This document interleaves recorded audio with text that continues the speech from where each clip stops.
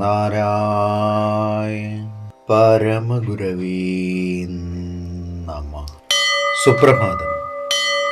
1728 ദിവസമായ ഇന്ന് 2026 ഫെബ്രുവരി മാസം 6 തീയതി വെള്ളിയാഴ്ച. 1201 ആണ്ട് മകരമാസം 23 തീയതി. ഗുരുവചനങ്ങളിലൂടെ ഗൃഹസ്ഥാശ്രമകാലത്തിലെ ധനസമ്പാദനം ദാനധർമാദികൾക്ക് ചെലവാക്കണം. ദേവന്മാർക്ക് നിവേദ്യവും അതിഥി, അഗതി, ഭിക്ഷു ഇവർക്ക് ആഹാരവും യഥാവിധി നൽകണം.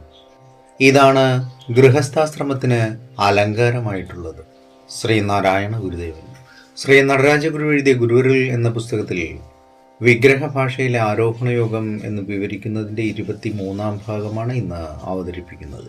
അറിവിനോട് ചേരുമ്പോൾ കാളിയുടെ ഉഗ്രരൂപം സരസ്വതിയുടെ സൗമ്യരൂപത്തിന് വഴിമാറി കൊടുക്കും. ആദ്യ സൃഷ്ടിയായ വെള്ളത്താമരപ്പൂവിൽ ശുഭ്രവസ്ത്രാലങ്കൃതയായി ശോഭിക്കുകയാണ് ആ ദേവി. പാശ്ചാത്യരുടെ മഡോണയെപ്പോലെ ലോലഹൃദയായ ദേവി വീണ കയ്യിലേന്തിയിരിക്കുന്നതിലൂടെ കലകളെ മഹത്വപ്പെടുത്തുന്നു.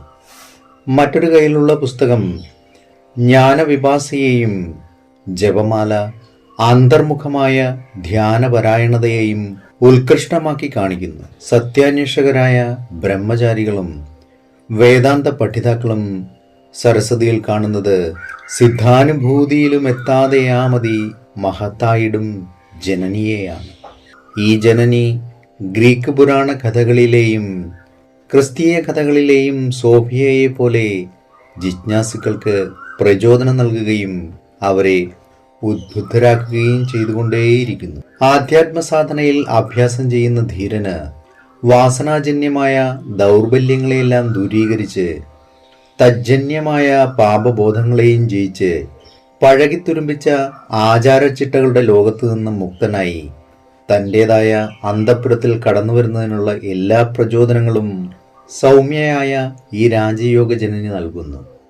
ഏവർക്കും നന്മ നിറഞ്ഞൊരു സുദിനമായിരിക്കട്ടെ എന്ന് ആശംസിച്ചുകൊണ്ട് നിർത്തുന്നു. നന്ദി, നമസ്കാരം. ഗുരുധർമ്മം ജയിക്കട്ടെ. ശബ്ദം നൽകിയത് സുജീഷ് മഹേശ്വരി.